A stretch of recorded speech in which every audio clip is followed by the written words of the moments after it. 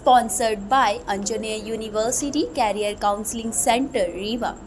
हमारे जो कैमरा के हैं सभी मीडिया वालों से हमारा सादर नमस्कार। मैं डॉक्टर नवीन तिवारी आपसे ये निवेदन करना चाहता हूँ कि मैं वर्तमान में रीवा में नहीं रहता हूँ, मैं भोपाल में रहता हूँ। मेरा निवास उवास सब भोपाल में हो गया। रीवा जब कोई गमी होती है, कोई वो होता है, तभी मैं आता हूँ। मेरा रीवा से बिल्कुल संपर्क 100% ख़त्म हो चुका है। अब चूँकि मेरा परिवार यहाँ रहता है, सारे परिवारजन रहते हैं, मैं अपने परिवार का सबसे छोटा सदस्य हूँ। जब तक हमारे भाई जीवित रहे, हम लोग 6 भाई थे, मैं सबसे छोटा हूँ। पंडित गोपाल सिंह तिवारी, नवल किशोर तिवारी, विपिन बिहारी तिवारी बालिग थे।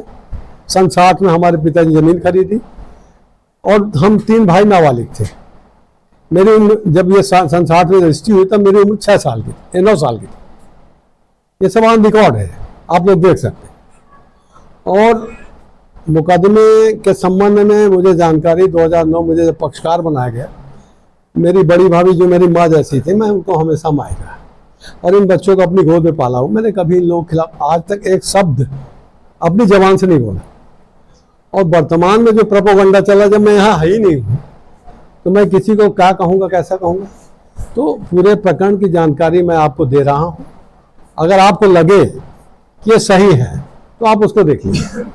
बाकी मुझे कोई सफाई नहीं देना है, मैं केवल आपको वस्तुतः, क्योंकि ये पारिवारिक प्रकरण है और परिवार के उसमें इसको इस तरह से मीडिया इशू बना रहा है और मेरा मतलब निरंतर चरित्र हनन किया जा रहा है। मेरी बेटी का चरित्र हनन, जबकि मेरी बेटी का कोई रोल ही नहीं है, न उसको हिस्सा मिलना न उसको मिलना है। और आप लोगों को विदित है कि इला तिवारी यहाँ एडीएम रह चुकी, तो आप लोग ज़्यादा वाकिफ होंगे हमसे ज़्यादा, क्योंकि आपको रोज ही पाला पड़ता रहा। तो मैं उनके बारे में ज़्यादा नहीं कहना चाहता, लेकिन बस मेरा यही निवेदन है कि वस्तुस्थिति की जानकारी मैं आपको दे रहा हूँ। सारे डॉक्यूमेंट्स हमारे पास है, 5-5, 6-6 कोर्टों से निर्णय हो चुका है। इनके ही आदेश, मैं तो आज तक कभी ना तो किसी केस में मैंने मुकदमा दायर किया, ना मैंने कहीं अपील की।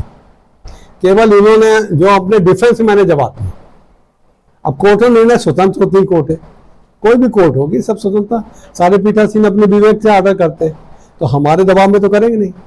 लेकिन आरोप ये लगता है कि मैं वरिष्ठ पद में रहा हूं, तो इसलिए तो मैं निवेदन कर रहा हूं कि आप लोगों का रोज ही पाला पड़ता है हमारे जैसे अधिकारियों से, तो आप जानते हैं कि हम लोगों को कितना प्रभाव रहता है। तो मैं केवल आपसे यही विनती करता हूं कि मेरा कहना यह है कि ना तो मैंने कोई गलत काम किया है और मेरा जीवन बिल्कुल ईमानदारी का रहा है। आज भी मुझे ईमानदारी का पुरस्कार मिल रहा है। 40 साल मैंने राज्य प्रशासनिक सेवा की, 6 साल मैं लोकायुक्त में रहा, वर्तमान में वाइस चांसलर हूँ। ये मेरा कैरियर है। जमीनी विवाद क्या है, किस तरह की आरोप लगाया जा रहा है? जी, जमीनी विवाद क्या है, किस तरह के आरोप लगाया जा रहा है? जमीनी विवाद हमारा, हम लोग के चाचा जी लोग के सभी के नाम से गदराव वार्ड नंबर 26 में लालन टोला में जमीन है, लगभग 17 एकड़ के आसपास है, जिसमें से सभी 6 भाइयों के बीच में 2.5 एकड़ 62 डिसमिल की 1/6 है। अब वहाँ पे जो लोग अभी पुराने हमारे ताऊ जी के लड़के वगैरह रहे, महेंद्र तिवारी वगैरह, नरेंद्र तिवारी, इनका एक आपराधिक इतिहास रहा है काफ़ी समय से।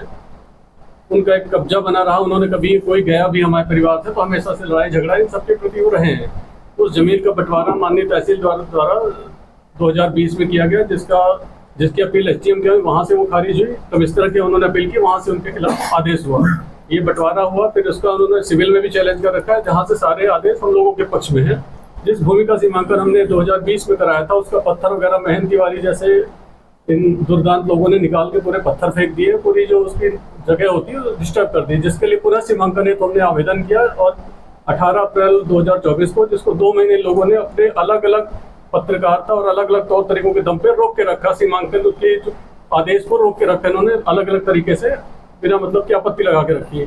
अब आखिरी में जब सीमांकन के आदेश हो गया कि 13 जुलाई को सीमांकन का आदेश हुआ, तो उन्होंने नवीन तिवारी जी के फर्जी हस्ताक्षर के द्वारा सीमांकन कराया जा रहा है, ऐसा करके पूरे पेपर में, पूरी मीडिया में चारों तरफ एकदम बखेड़ा खड़ा किया कि नहीं ये गलत तरीके से। जबकि नवीन तिवारी स्वयं उपस्थित है और इन्होंने स्वीकार किया कि इनके सिग्नेचर के माध्यम से ही ये सारा कराया जा रहा है। आवेदन मैंने दिया था, आपके सिग्नेचर उसमें है। नहीं, आजकल लोक सेवा से केंद्र से होता है, उसमें टाइम लिमिट रहता है। मैंने विधिवत लोक सेवा केंद्र में आवेदन पत्र दिया एक पक्षकार के नाते, और उसी आवेदन पत्र में कार्रवाई, टाइम लिमिट है।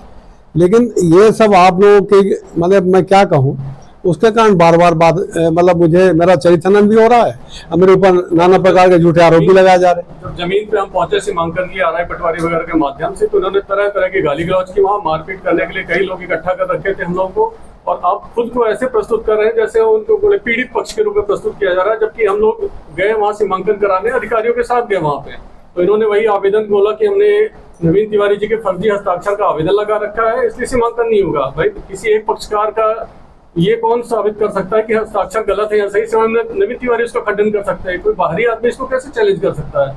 लेकिन उन्होंने अलग अलग तरीकों से यहाँ अधिकारियों को गलत तरीके से प्रभावित करके उसको रोक दिया, प्रक्रिया को रोका, और अभी भी मीडिया में 3-4 दिनों से लगातार इनके प्रति गलत चीजें जारी कर रहे हैं। इसका खंडन करने के हमने पत्रकार वार्ता बुलाई है कि हम अपना पक्ष रख सके। आपको समाज में जो आदरणीय नवीन तिवारी और इनकी पुत्री के खिलाफ ये लगातार बातचीत कर रहे हैं वह गलत है, इसको आप अपना उचित पक्ष रखें। मीडिया से हम अनुरोध करते हैं कि इनके पक्ष को भी सुना जाए, हमारे पक्ष को समझा जाए, क्योंकि जमीन सबकी एक बराबर थी। ये पारिवारिक मैटर था जिसको इन्होंने बतंगड़ बना के पूरे मीडिया में हमारा चरित्र हनन करने की कोशिश की है।